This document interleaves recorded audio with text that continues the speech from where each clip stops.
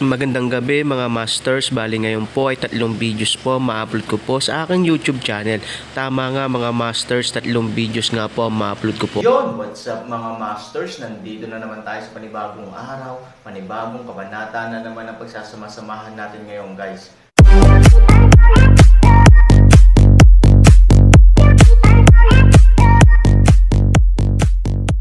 Bali mga masters, kung bago ka pa lang po sa aking YouTube channel, please click the subscribe button, lalong-lalo na po yung notification bell guys, para maging connected pa rin tayo sa isa't isa at maging updated kayo sa mga susunod ko pang video.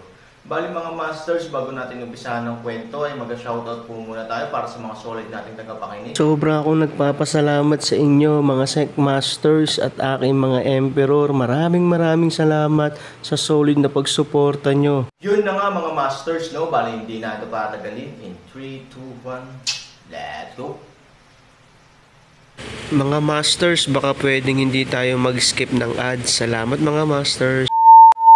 Ang bagong yugto ni Daryl sa Storytelling Channel sa YouTube mapapakinggan. Ang bagong kabanata. Nang marinig ito ng isang tulisan. Ito ay natakot at sinabi, Emperor Dado, alam ko dito talaga ang direksyon patungo sa lungsod ng Assassin Sect. Konting tiis na lang. Pagtawid natin sa ilog na ito, ay matatanaw na natin ang lungsod ng Assassin Sect. Magtiwala lang kayo sa akin. Lalo ka na Emperor Dado. Sabi ng isang tulisan na nagngangalang Gotchi. Nang marinig ito ni Dado, siya ay nagsalita at sinabi, nauubos na ang pasensya ko. Sa oras na makatawid tayo sa ilog na ito. At hindi pa rin natin matanaw ang lungsod ng Assassin Sect. Ikaw ang papatayin ko. Seryoso ako sa aking sinasabi. Sabi ni Dado sa walang pasensyang tono. Nang marinig ito ng isang tulisan na nagngangalang Gotchi. Labis ang pagkitikot nito at nararamdaman na kaba sa kanyang puso. At ang isang tulisan na si Gotchi ay napabulong sa kanyang sarili. Nako, alam ko talaga dito ang direksyon patungo sa lungsod ng Assassin Sect. Ngunit parang iba na ang aming tinatahak na direksyon. Mukhang nagkamali ako. Seryoso si Emperor Dado sa kanyang sinabi na ako ay kanyang papaslangin. Kailangan ay makagawa ako ng paraan kung sa paglagpas namin sa ilog na ito ay wala pa rin ang lungsod ng Assassin Sect. Kailangan ay makaisip agad ako ng isang mabuti dahilan. Para ako ay mailigtas sa halimaw na ito. Sabi ng isang tulisan na si Gotchi sa kanyang sarili. Habang ito ay pawis na pawis.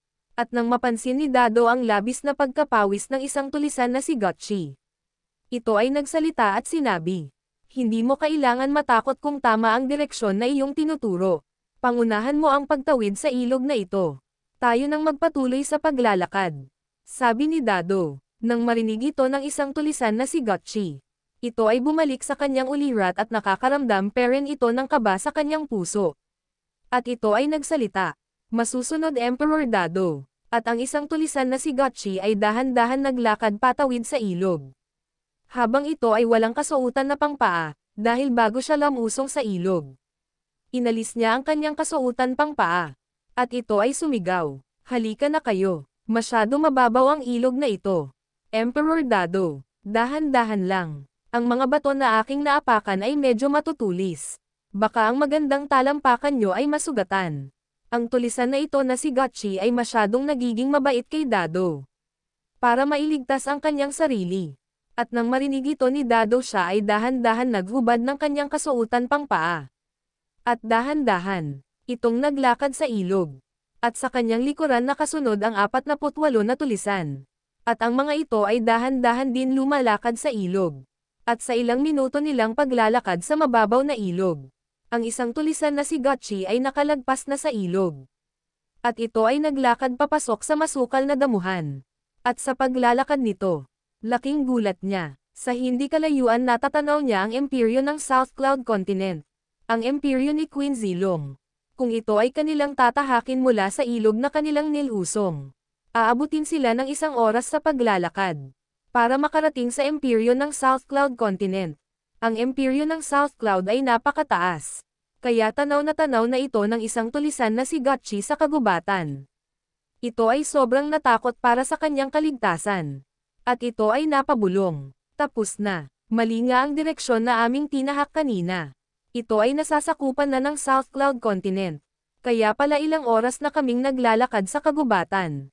Ngunit hindi pa rin namin natunton ang lungsod ng assassin sect. Ano ang dapat kong gawin? Papatayin talaga ako ng halimaw na si Dado. Kung malaman niya mali ang aming tinahak na direksyon. Bakit pa kasi ako nagmagaling? Napunta tuloy ako sa ganitong sitwasyon. Sabi ng isang tulisan na si Gotchi. Ang bilis ng pagtibok ng kanyang puso ay sobrang bilis dahil sa kaba. At sa bilis ng pagtibok ng kanyang puso ay halos sumabog na ito. At maya-maya si Dado ay nakalagpas na din sa ilog at ito ay nagpatuloy sa paglalakad papasok sa masukal na kagubatan. At nakikita niya ang isang tulisan na nakatayo at nakatingin sa malayo. At si Dado ay sumigaw. Ikaw, natatanaw mo na ba ang lungsod ng assassin sect? Sabi ni Dado. Nang marinig ito ng isang tulisan na si Gotchi. Mas lalo siyang natakot at ito ay nanginginig. At si Dado ay dahan-dahan lumapit sa isang tulisan. At ang mga ibang tulisan ay nakalagpas na din sa ilog.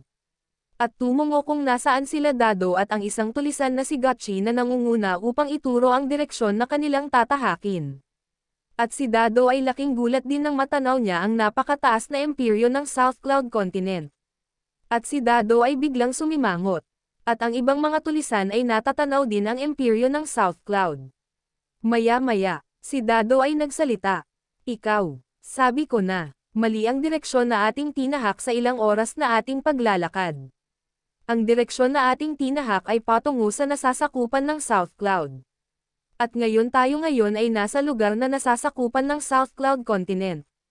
Tiniis ko maglakad ng napakalayo at sa ilang oras nating paglalakad. Ako ay nakakaramdam ng pagod. Ngunit ito ay hindi ko pinansin dahil akala ko alam mo talaga ang direksyon patungo sa lungsod ng assassin sect. Ngayon, magpaalam ka na sa ating mga kasamahan. Ikaw ay ililibing ko sa kagubatan na ito. Sabi ni Dado sa galit na tono. Nang marinig ito ng isang tulisan na si Gotchi. Siya ay agad-agad na lumuhad sa harap ni Dado na sobrang pawis na pawis at takot na takot halos ito ay mahimatay na sa takot. At ang isang tulisan na si Gotchi ay nagsalita at sinabi. Emperor Dado, patawad. Patawad sa aking pagkakamali. Nagkamali ako sa direksyon na itinuro sa inyo.